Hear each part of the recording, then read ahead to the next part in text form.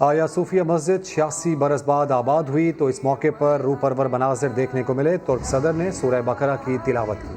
खुतबे में उम्मत मुस्लिमा की सरबुलंदी के लिए दुआएं भी की गईं। ईमान अफरोज मनाजिर दुनिया भर में लाइव नशर किए गए। आया सूफिया 86 साल बाद सजदों से आबाद। तुर्क सदर रजब उर्दवान की पूरी काबीना के साथ शिरकत। खुश अलहानी से सूरह बकरा की तिलावत की। दीगर कुरान भी मुख्तलिफ सूरतों की तिलावत करके कुलूब को मुनव्वर किया। बारगाह रिसालत सल्लल्लाहु अलैहि वसल्लम में दुरूद और सलाम के नजराने पेश किए गए। खुतबे में अश्क बार आंखों से उम्मत मुस्लिमा की सरबुलंदी की दुआएं की गईं। इमाम मस्जिद ने असा के बजाय तलवार के साथ खुतबा दिया। नमाज से कबल मस्जिद के बाहर भी तकबीरों की सदाएं गूंजी। आया सूफिया में नमाज जुम्मा के ईमान अफरोज मनाजिर दुनिया भर में लाइव नशर किए गए। आया सूफिया कब तामीर हुई और इसे कब मस्जिद का दर्जा दिया गया, तारीखी विरसे के बारे में जानते हैं इस रिपोर्ट में।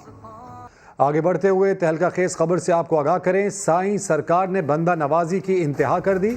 कराची के दिल जिला वस्ती में मौलाना फजलुर रहमान के भाई को डिप्टी कमिश्नर तैनात कर दिया गया। सर्विसेज रूल्स के तहत किसी अफसर को दूसरे सूबे में इंतजामी ओहदा नहीं दिया जा सकता। सवाल ये भी है कि ऐसी क्या जल्दी थी कि रात 12 बजे तैनाती का नोटिफिकेशन जारी किया गया।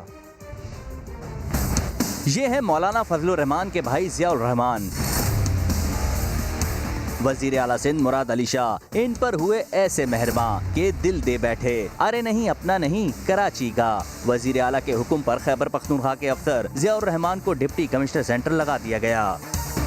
किसी दूसरे सूबे के अफसर को पाबंदी के बावजूद कराची में डेपुटेशन पर तैनात करके सिंध सरकार ने अदालती अहकामात भी हवा में उड़ा दिए। बाज हल्के इस तकर्री को सियासी सौदेबाजी करार देते हुए मौलाना की बिलावल और आसिफ अली जरदारी के साथ मुलाकात से भी जोड़ रहे हैं। सिंध के वजीर इत्तलात नासिर शाह का दावा है कि ये सियासी भर्ती नहीं है।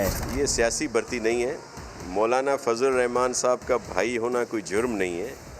वो बहुत ही अच्छे अफसर हैं और वो केपी में भी अच्छी पोस्टों पे रहे हैं। उनका ट्रैक रिकॉर्ड अच्छा है। बहुत सारे अफसरान दीगर सूबों से ताल्लुक़ रखते हैं जो यहाँ पे पोस्टिंग पे बैठे हैं। अगर किसी को अच्छे अफसर को बुलाया जाए तो इसमें कोई हर्ज नहीं होता। लेकिन मौलाना इतने सस्ते में टलने वाले नहीं और $1 मिलियन का सवाल ये है कि इस नवाजिश के बदले जरदारी साहब पर क्या फजलो करम होगा। मंसूर मुगैरी, समा, कराची। वफाकी वजीर अली अमीन गंडापुर ने फजलुर रहमान के भाई की कराची के जिला वस्ती में तैनाती को मुस्तरद कर दिया। समा से गुफ्तगू में कहा, फजलुर रहमान ने 2 दिन पहले नाराजगी का बयान दिया और अब मुफाद हासिल करने के बाद वो मान गए।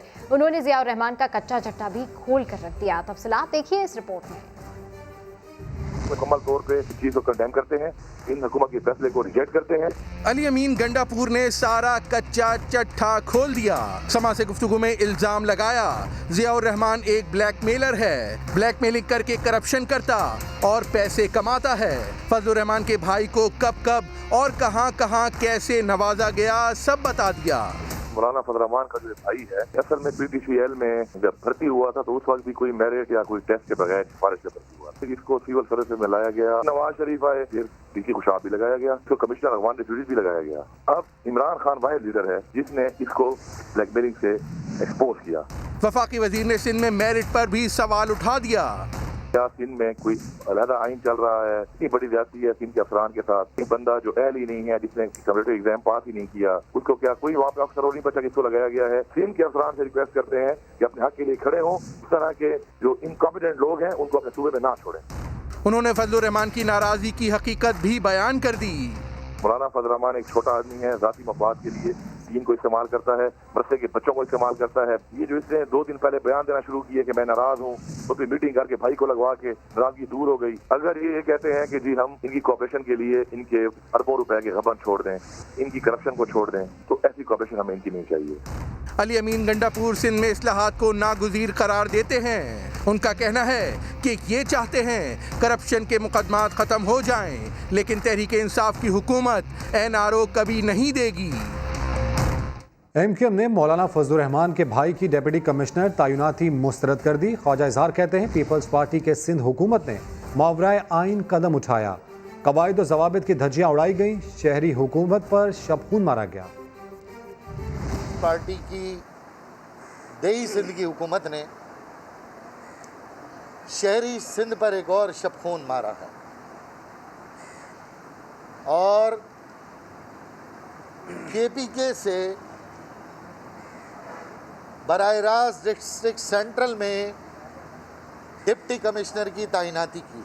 ऐसा लगता है कि कराची में होने वाली ऑल पार्टीज़ कॉन्फ्रेंस में आफाम और तफहीम का नतीजा कराची वालों को भुगतना पड़ेगा।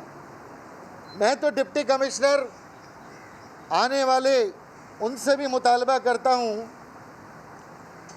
कि आप पीपल्स पार्टी की इस तैनाती को ठोकर मार के रद्द करें, क्योंकि आपके कंधे के ऊपर पीपल्स पार्टी के अपने नापाक मज़मूम मकासद छुपे हैं। कराची को अपनी जागीर की तरह चलाया जा रहा है। कराची में जहां नजर जाए कचरा नजर आए। सिंध हाई कोर्ट ने सफाई के इंतजामात ना करने पर सूबाई हुकूमत पर शदीद बरहमी का इजहार किया। रिमार्क्स दिए कि शहर का हाल देखकर दिल खून के आंसू रो रहा है। क्या किसी बड़े शहर के साथ ऐसा किया जाता है? अदालत ने महकमे बल्दियात से जवाब तलब कर लिया। इस हवाले से देखिए इरफानुल हक की रिपोर्ट। जिधर नजर दौड़ाओ कचरे के ढेर, गंदगी और गलासत।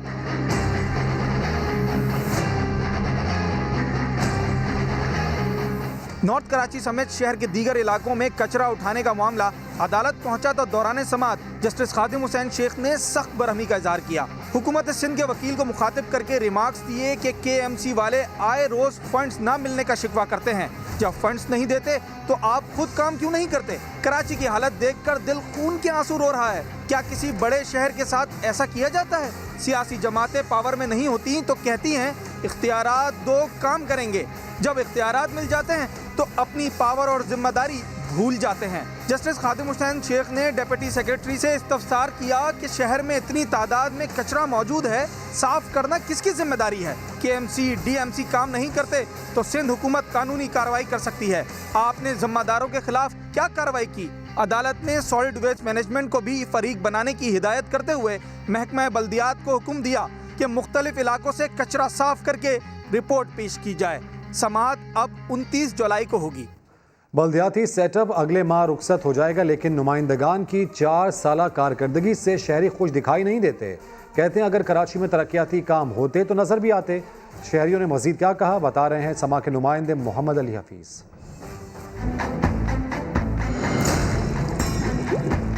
मौजूदा बल्दियाती निज़ाम की मुद्दत अगले माह 30 अगस्त को मुकम्मल हो रही है।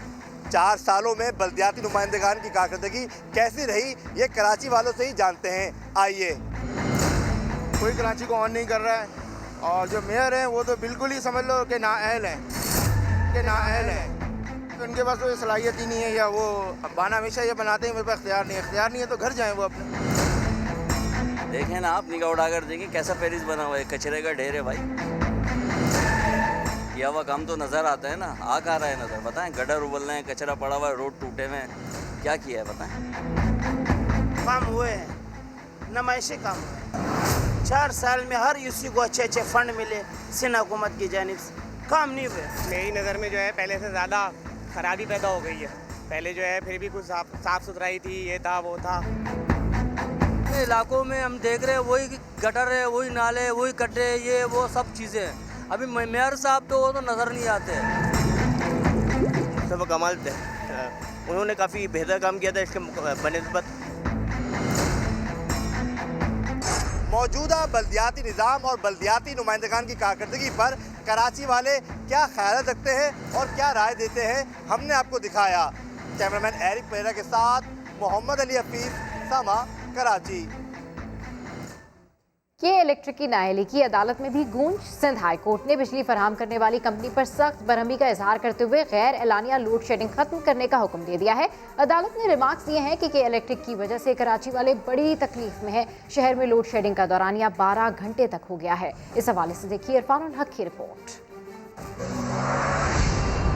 कभी सुबह 4 बजे बिजली गायब कर दी जाती है तो कभी दिन में आवाम को तारे दिखाए जा रहे हैं। लोड शेडिंग की परेशानी ऐसी बड़ी कि मामला अदालत तक जा पहुंचा। कराची में कुंडे और लोड शेडिंग से मुस्तस्ना इलाकों में बिजली की बंदिश के खिलाफ दरखास्त की समाअत के दौरान सिंध हाई कोर्ट सख्त बरहम। केलेटिक के वकील ने बताया कि कई इलाकों में कुंडे हटाने के बावजूद दोबारा लगा दिए गए। जस्टिस खादिम हुसैन शेख ने रिमार्क्स दिए कि हमारे सामने बातें मत बनाएं। बड़ी बड़ी तारों पर आम आदमी कुंडा कैसे लगा सकता है? इसका मतलब नाकारा लोग भर्ती किए हुए हैं। केलेटिक सिर्फ पैसे बना रहा है, हर कोई इस पर उंगली उठा रहा है। ऐसी सूरत-ए-हाल में तो केलेटिक लाइसेंस मुअत्तल कर देना चाहिए। अदालत ने इंतजामिया से 25 अगस्त तक रिपोर्ट तलब कर ली। शहर का मौसम बेहतर होने के बाद बिजली की तलब कम होने के बावजूद बहरान टल ना सका। शहर के 40% इलाकों में अब भी 8 से 10 घंटे, जबकि लियारी में लोड शेडिंग के दौरान 12 घंटे तक कर दिया गया है। गुलिस्तान जौहर, पहलवान गोल्ड, किमाड़ी, सिकंदराबाद, श्री जीना कॉलोनी में भी लोड शेडिंग जारी है। एक और अहम तरीन खबर से आपको आगाह करें। वज़ीर आला पंजाब उस्मान बुज़दार ने वज़ीर आज़म इमरान खान से एक हफ्ते में तीसरी बार मुलाकात की। मुलाकात में पंजाब के तरक्याती मंसूबों समेत सूबे की मजमूई सूरत हाल पर तबादला ख्याल किया गया। अपडेट्स हासिल करेंगे समा के नुमाइंदा खुसूसी अब्बास शब्बीर से। अब्बास, मज़ीद क्या तफसीलात सामने आई इस मुलाकात से मुतालिक?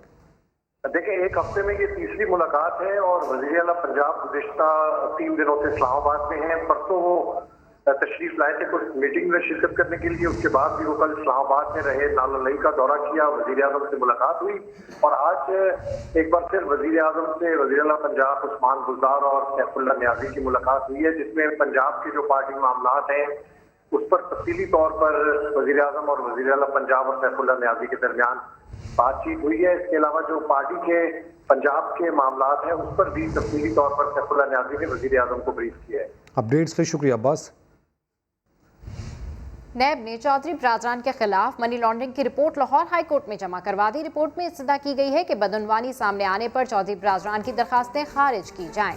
नैब की जानिब से जमा कराई गई रिपोर्ट में कहा गया है कि चौधरी बरादरान ने बेनामी अकाउंट्स इस्तेमाल करके बैरून मुल्क से मनी लॉन्ड्रिंग की। चौधरी शुजात हुसैन और उनकी फैमिली के पास 1981 में 21 लाख रुपए के असासे थे। 2019 में ये असासे बढ़कर 51 करोड़ 84 लाख रुपए हो गए। रिपोर्ट में कहा गया है कि चौधरी शुजात के 2 बेटों के अकाउंट्स में बैरून मुल्क से 50 करोड़ 81 लाख रुपए से जायद रकम ट्रांसफर की गई। चौधरी बरादरान आमदन से जायद असासों के बारे में बताने में नाकाम रहे। MK पाकिस्तान के सेनेटर बैरिस्टर फ़रूक नसीम ने मौजूदा हुकूमत के दौरान तीसरी मरतबा वज़ीर कानून का हल्फ उठाकर हैट्रिक मुकम्मल कर ली। सदर आरिफ अलवी ने फ़रूक नसीम से हलफ लिया। इस्लामाबाद से जुल्करनैन इकबाल की रिपोर्ट में मज़ीद जानिए। वकालत से वजारत, वजारत से वकालत, वकालत से फिर वजारत। MKM के फ़रूक नसीम की बतौर वजीर कानून वफाकी काबीना में आनिया जानिया। मौजूदा हुकूमत में एक ही वजारत के लिए तीसरी मरतबा हलफ उठाकर नया रिकॉर्ड बना दिया। ईवान सदर में तकरीब सदर मुमलिकत आरिफ अलवी ने हलफ लिया। बहैसियत वफाकी वजीर के मैं खुलूस नियत से पाकिस्तान का हामी और वफादार रहूँगा। फ़रूक नसीम ने पहली मरतबा नवंबर 2019 में आर्मी चीफ की मुद्दत मुलाजमत के केस में वकालत के लिए वजारत से इस्तीफा दिया। मुस्तफी होने के 2 रोज बाद ही काबीना में वापस आ गए थे। दूसरी मरतबा जस्टिस काजी फाइज ईसा केस में वफाक की नुमाइंदगी के लिए 1 जून को फ़रूक नसीम एक बार फिर काबीना से आउट हुए। इस मरतबा वो 1 माह 23 दिन बाद दोबारा हलफ उठाकर काबीना में वापस आए हैं। जुल्करनैन इकबाल, समा, इस्लामाबाद। सिक्योरिटी मामलात पर सियासत नहीं होनी चाहिए, कुलभूषण की सजा माफ नहीं की गई। वफाकी वजीर कानून बैरिस्टर फ़रूक नसीम ने कौमी असम्बली में साफ साफ बता दिया। ऑर्डिनेंस जारी करने पर अपोजिशन की इल्जाम तराशियों का जवाब देते हुए कहा, NRO तो जनरल परवेज मुशर्रफ ने दिया था, तहरीक इंसाफ की मौजूदा हुकूमत ने ऐसा कोई काम नहीं किया। इस्लामाबाद हाई कोर्ट ने चीनी स्कैंडल की तहकीकात के खिलाफ शुगर मिल्स के इंट्रा कोर्ट अपील पर फैसला महफूज कर लिया। अटॉर्नी जनरल ने समरी भेजने के फॉरम के हवाले से शुगर मिल्स के वकील का एतराज़ मुस्तरद कर दिया। मखदूम अली खान ने शहजाद अकबर के हवाले से एतराज़ किया, कहा वो वजारत दाखिला संभाल चुके हैं, अब तहकीकात कैसे शफाफ हो सकती हैं। इस्लामाबाद से सुहेल रशीद की रिपोर्ट। अदालत आलिया में शुगर मिल्स की इंट्रा कोर्ट अपील पर समाअत मुकम्मल, फैसला महफूज कर लिया गया। दौरान समाअत जवाबुल जवाब में शुगर मिल्स के वकील मखदूम अली खान का मुशीर बराए एहतिसाब शहजाद अकबर के हवाले से बड़ा एतराज। बोले वो अब वजारत दाखिला संभाल चुके, FIA उनके मातहत होगी तो तहकीकात भला कैसे शफाफ हो सकती हैं। मखदूम अली खान ने समरी भेजे जाने के हवाले से भी सवाल उठाया, कहा जिस शोबे में बहरान पैदा हो तो इंक्वायरी की समरी मुतलका वजारत भेजती है। अटॉर्नी जनरल खालिद जावेद एतराज मुस्तरद करते हुए बोले, ऐसा तब होता है जब तहकीकात का फैसला मुतलका वजारत ने किया हो। इस बार चीनी स्कैंडल की तहकीकात का फैसला वजीर आजम का था। मखदूम अली खान ने 17 मुख्तलिफ अदालतों के फैसलों का भी हवाला दे डाला।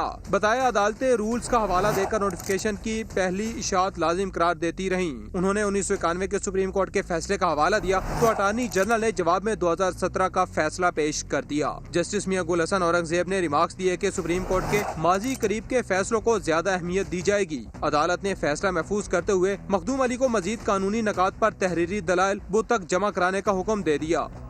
वफाकी वजीर हवाबाजी गुलाम सरवर खान का कहना है कि PIA में माजी में जाली भर्तियां की गई, इंक्वायरी की गई तो 17 पायलट्स के लाइसेंस मशकूक करार पाए, 658 अफराद को नौकरियों से निकाला।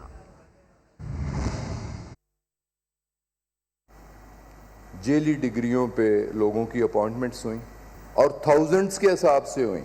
जब वेरिफिकेशन शुरू हुई तो उसमें से भी 17 पायलट्स जेली डिग्री वाले निकले और 96 टेक्नीशियंस, ग्राउंड हैंडलर्स, उसमें इंजीनियर्स भी होंगे, केबन क्रू भी था, एडमिन के लोग भी थे, लगभग 658 लोगों को नौकरियों से निकाला गया। सिविल एविएशन अथॉरिटी जो कि रेगुलेटरी अथॉरिटी है, उसने अपने तौर पे पायलट लाइसेंसेस पे भी काम शुरू कर दिया और जब वेरिफिकेशन, क्लैरिफिकेशन, इंक्वायरी की गई तो बहुत सारे पायलट्स के लाइसेंसेस मशकूक पाए गए। मलेशिया में काम करने वाले पाकिस्तानी पायलट्स के लिए खुशखबरी। सिविल एविएशन की जानिब से लाइसेंस दुरुस्त करार दिए जाने के बाद मलेशियन हुकाम ने 18 पाकिस्तानी पायलट्स को बहाल कर दिया। मलेशियन सिविल एविएशन अथॉरिटी ने पाकिस्तानी पायलट्स के लाइसेंसेस की तस्दीक के लिए पाकिस्तानी सिविल एविएशन अथॉरिटी को ख़त लिखा था। जाली लाइसेंस के हवाले से वफाकी वजीर के बयान के बाद मलेशिया में काम करने वाले पाकिस्तानी पायलट्स को मुअत्तल किया गया था। लाइसेंसेस की तस्दीक के बाद मलेशियन सिविल एविएशन अथॉरिटी ने पाकिस्तानी पायलट्स को बहाल कर दिया। चित्राल और कराची में PIA तैयारा हादसा की तहकीकात जारी हैं। सिविल एविएशन ने अदालत से हतमी रिपोर्ट पेश करने के लिए मजीद मोहलत मांग ली। सानिया चित्राल में शहीद पायलट की वालदा ने अदालत से इंसाफ की अपील की है। इस हवाले से देखिए इरफान हक की रिपोर्ट। PUBG के दीवानों के लिए खुशखबरी है। इस्लामाबाद हाईकोर्ट ने पाकिस्तान टेलीकम्युनिकेशन अथॉरिटी की जानिब से online game players in non battle grounds की मअतली का 1 जुलाई का नोटिफिकेशन कालअदम करार दे दिया। सुहेल रशीद की रिपोर्ट। समाजी कारकुन वकार ज़का का कहना है कि PUBG पर पाबंदी से ऑनलाइन कारोबार करने वाले मुतासिर हो रहे थे। बहाली का फैसला बेहतरीन है। FIA के साबिक ADG ने कहा, बच्चों की जरूरियात की अहमियत को समझना होगा। पुलिस की वर्दी में टिकटॉक बनाना लेडी कांस्टेबल को महंगा पड़ गया। वफा तौकीर को इंक्वायरी के बाद नौकरी से बर्खास्त कर दिया गया। खातून एहलकार का कहना है कि छोटी गलती की बड़ी सजा ना दी जाए। लाहौर से जहांगीर खान की रिपोर्ट। पेशावर में ईद की खरीदारी के लिए निकलने वाले 3 दोस्तों को कत्ल कर दिया गया। इस हवाले से तफसीलात जानिए सज्जाद हैदर की इस रिपोर्ट में। पेशावर के नवाई इलाके मतनी में ईद से पहले मातम, 3 जिगरी दोस्तों को फायरिंग करके कत्ल कर दिया गया। तीनों ईद की खरीदारी के लिए बाजार जा रहे थे कि रास्ते में नामालूम अफराद ने फायरिंग कर दी। वालिदैन अपने जिगर गोशों की जुदाई से निढाल कि मेरी कमर तो तोड़ दी है, आइंदा के लिए ऐसे वाक़यात न हो, ऐसे वाक़यात रुनमा न हो। फिल फॉर इस पर कार्रवाई की जाए, उसके लिए तहकीकात कमेटियाँ बनाई जाए। वाक़ये पर अहले इलाका का गम और गुस्से का इजहार। मतनी रोड पर शदीद एहतजाज किया। पुलिस ने वाक़ये का मुकदमा दर्ज करके तहकीकात का आगाज कर दिया है। कैमरामैन असद अली के साथ सज्जाद हैदर, समा, पेशावर। डेरा गाजी खान से खबर, जहां निजी कंपनी की कैश वैन में डकैती के दौरान मुलजिमान की फायरिंग से ड्राइवर जख्मी हो गया। मुलजिमान वैन से 23 लाख रुपए से जायद लूट कर फरार हो गए। अपडेट्स हासिल करेंगे समा के नुमाइंदे अख्तर अली से। अख्तर, क्या बताने पुलिस का इस वाक़े से मुतालिक? जी, DPO DG खान अख्तर फारूक के मुताबिक के निजी बैंक कंपनी की जो कैश वैन थी वो DG सीमेंट फैक्ट्री की ATM में कैश रखने के लिए जा रहे थे। तो इस दौरान रास्ते में जो है नामालूम मोटरसाइकिल सवारों ने कैश वैन पर फायरिंग की, जिसके नतीजे में कैश वैन का ड्राइवर जो है वो जख्मी हुआ, जिसे तिब्बी इमदाद के लिए करीबी अस्पताल मुंतकिल किया गया। और वाक़ये की इतला मिलने के बाद DPO की सरबराही में पुलिस की भारी नफरी मौके पर पहुंच गई और तहकीकात का आगाज कर दिया। DPO के मुताबिक कैश वैन से 23 लाख रुपए के करीब नकदी थी जो कि डाकू लूट कर फरार हो गए। ताहम 20 लाख रुपए की मजीद जो नकदी थी वो पुलिस की बर वक्त कार्रवाई की वजह से बच गई है। पुलिस का कहना है कि भी वैन पर हमला करने वालों का ताल्लुक जो है बदनाम जमाना लादी गैंग से है और वो वारदात के बाद जो है ट्राइबल एरिया में फरार हो गए। ताहम पुलिस उनका ताकुब कर रही है और जल्द मुल्जिमान को गिरफ्तार करके कैसे किरदार तक पहुंचाया जाए। अपडेट्स के लिए शुक्रिया अख्तर। ईद उल अजहा करीब आते ही कराची में मवेशियों की चोरी और लूटमार में इजाफा हो गया है। भैंस कॉलोनी से आला नस्ल के 67 बकरों से भरा ट्रक लूट लिया गया। गुलशन इकबाल में भी बकरे चोरी करने की सीसीटीवी फुटेज सामने आ गई। इस हवाले से सऊद बिन मुर्तजा की ये रिपोर्ट देखिए। कराची में एशिया की सबसे बड़ी मवेशी मंडी सजती है तो बड़े बड़े चोर भी सरगर्म हो जाते हैं। शहदादपुर से कराची लाए जाने वाले 45 लाख रुपए मालियत के बकरे छीन लिए गए। लुटेरे इतने शातिर थे कि व्यापारियों को वीराने में बांधा और सराब गोट के करीब रस्सी खोलकर बकरे ले गए। 67 बकरे वो जैसे आ रहे थे घाटोड़ से ऐसे इसी रोड पे मेन रोड पे आ रहे थे तो ये उनके सुस्की में कोई बंदे थे, उनके पास हथियार भी थे, 5 आदमी थे। उन सबको उतार गया और अब आगे जाके उनको बांध लिया। गाड़ी अपने मजे से वो लेकर भैंस कॉलोनी लेकर आ रहे थे। सारा भारी माल था, 35,000 का, 40,000 का, एक बकरा ऐसा था। ठीक है। बकरे भी आला नस्ल के थे जिनकी तादाद 67 थी। अंदरूने शहर भी बकरे चोरी करने के वाकयात जारी हैं, जहां गुलशन इकबाल ब्लॉक 10A से 4 बकरे चोरी कर लिए गए। मुल्जिमान ने 4 बकरे कार में डाले और फरार हो गए। गुज़िश्ता रोज भी नॉर्दर्न बाईपास के करीब पुलिस ने चोरी किए गए 14 बकरे बरामद किए थे। कैमरामैन मोहसिन अली के साथ सऊद बिन मुर्तजा, समा, कराची। कोरोना की वबा की वजह से इस साल एशिया कप और T20 वर्ल्ड कप तो नहीं होगा, लेकिन IPL जरूर होगा। इंडियन प्रीमियर लीग के शेड्यूल का ऐलान कर दिया गया। पाकिस्तान के स्टाइलिश बैट्समैन जहीर अब्बास आज अपनी 73वीं सालगिरह मना रहे हैं। एशियन ब्रेडमैन के नाम से मशहूर right hand batsman Zaheer Abbas 24 जुलाई 1947 को सियालकोट में पैदा हुए। उन्होंने टेस्ट करियर में 12 सेंचुरियों की मदद से 5062 रन बनाए, जबकि 62 वनडे मैचेस में वो 2500 से ज़ायद रन बना चुके हैं। जहीर अब्बास ने अपने दूसरे ही टेस्ट में इंग्लिश सरजमीन पर 274 रन की इनिंग खेलकर मकबूलियत हासिल की। उनका शुमार पाकिस्तान की तारीख के बेहतरीन बैट्समैन में होता है। 2015 में वो ICC के सदर भी रह चुके हैं। और अभी आपको बताएं कि साबिक world heavyweight champion Mike Tyson 15 बरस बाद रिंग में उतरने को तैयार। राय जोन्स जूनियर से बाउट का ऐलान कर दिया। नुमाइशी बॉक्सिंग फाइट 12 सितंबर को लॉस एंजलिस में होगी। मुकाबले के लिए माइक टायसन की भरपूर तैयारियां जारी हैं। इटालियन लीग में ओडिनेसे ने यूवेंटस को 1 के मुकाबले में 2 गोल से शिकस्त देकर अपसेट कर दिया। मुल्क भर की तरह सिंध में भी कोरोना वायरस ने जहां एक तरफ लोगों की मुआशी जिंदगी मफलूज की, वहीं 4 माह से घर बैठे शहरी अपनी सेहत के लिए काफी फिक्रमंद थे। पार्क्स खुलने का नोटिफिकेशन जारी होते ही शहरियों ने वर्जिश के लिए पार्क्स का रुख कर लिया। इस हवाले से देखिए यासिर हुसैन की रिपोर्ट। कराची समेत सिंध भर में कोरोना वायरस से फैलाव को रोकने के लिए जहां लॉकडाउन हुआ, वहीं पार्क के साथ साथ दीगर सरगर्मियों पर भी पाबंदी आयद कर दी गई ताकि सोशल डिस्टेंसिंग का ख्याल रखा जा सके। लेकिन अब इंतजार का वक्त हुआ खत्म। महकमा दाखिला सिंध ने इजाजतनामा जारी किया तो सेहत की फिक्र में बैठे शहरी फौरी वर्जिश और वॉक के लिए पार्क्स जा पहुँचे। शहरी कहते हैं 4 महीनों से जायद के अरसे में सेहत पे काफी मनफी असरात पड़े। खुशी की लहर लोगों के अंदर दौड़ गई है और ये एक सेहतमंद एक्टिविटी है। खवातीन भी आती हैं, बच्चे भी आते हैं, बुजुर्ग भी आते हैं। थ्रो बॉल खेल लेते हैं, कभी ऐसे झूलों के ऊपर कुछ ऐसी एक्टिविटीज कर लेते हैं। एक अच्छा रूटीन हो गया था, लेकिन फिर बंद हो गए थे तो इस तरह से वो खराब हो गया था, तो इसलिए हमें खुशी हो रही है कि खुल गए तो हम इसलिए। पार्क्स तो खोल दिए गए, लेकिन गेमिंग जोन और अम्यूजमेंट पार्क्स पर ताहाल पाबंदी बरकरार है। कैमरामैन मोहम्मद रिजवान के साथ यासिर हुसैन, समा, कराची। हालात कैसे भी हों, मौका कोई भी हो, खवातीन सजने संवरने बिना नहीं रह सकती। फैसलाबाद में बड़ी ईद की बड़ी तैयारियों के लिए ब्यूटी सैलून्स ने ऑनलाइन बुकिंग शुरू कर दी। शाहीन शहजादी की रिपोर्ट देखिए। क्या करवाना है आपने? तो मैम आप कल आ जाएं 2 बजे। न ब्यूटी पार्लर आकर लंबा इंतजार, न होना पड़ेगा खवार। एक कॉल पर बुकिंग करवाएं, फिर पार्लर आएं और करवाएं हार सिंगार।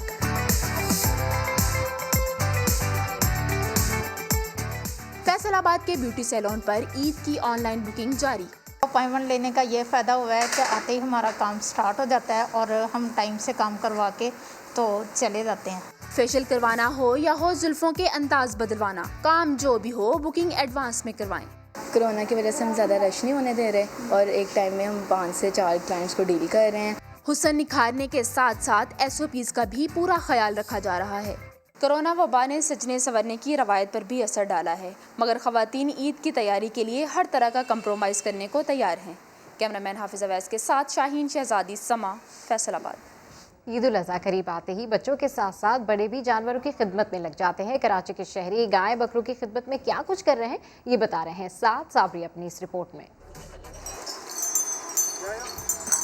किसी जानवर की गर्दन में लटकती घंटी ईद कुर्बान का पता देती है, तो किसी के पैरों में बंधे घुंघरू। मजहबी अकीदे से सरशार कराची के शहरियों ने भी अपने जानवरों की आओ भगत में कोई कसर नहीं छोड़ी। कुर्बानी का जानवर घर आते ही बच्चों की तो जैसे ईद से पहले ईद हो गई। जो मैंने मोड़ा पहना है, फिर रात को हम इसको और थोड़ा बहुत सजाएंगे, ऊपर चादर वादर डालेंगे और फिर और सजाएंगे। मैं उसको हाय पिलाऊंगा, मैं उसे टहलाऊंगा, मैं उसे खाना खिलाऊंगा, मैं उसे पानी पिलाऊंगा और मैं उसको जेवर पहनाऊंगा। इस साल हमने बकरा लिया, उसको घुमाएंगे और खाना भी खिलाएंगे, हम जेवरात भी लिए हैं उसके लिए। जानवरों को सजाने संवारने का सामान बेचने वालों की भी चांदी हो गई। चांद नजर आने के बाद लोगों की दिलचस्पी और बढ़ गई है, जो कुर्बानी के जानवरों की खातिर मदारत में दिन रात एक किए हुए हैं। कैमरामैन राशिद इशरत के साथ साबरी, समा, कराची। पेशावर का बब्बर शेर और लाल बादशाह उम्र 2 साल मगर सेहत और वजन में बड़ों को पीछे छोड़ दे। ये दोनों कौन हैं जिसका पेशावर में कोई मद्दे मुकाबिल नहीं? अब्दुर्रहमान की रिपोर्ट में जानते हैं।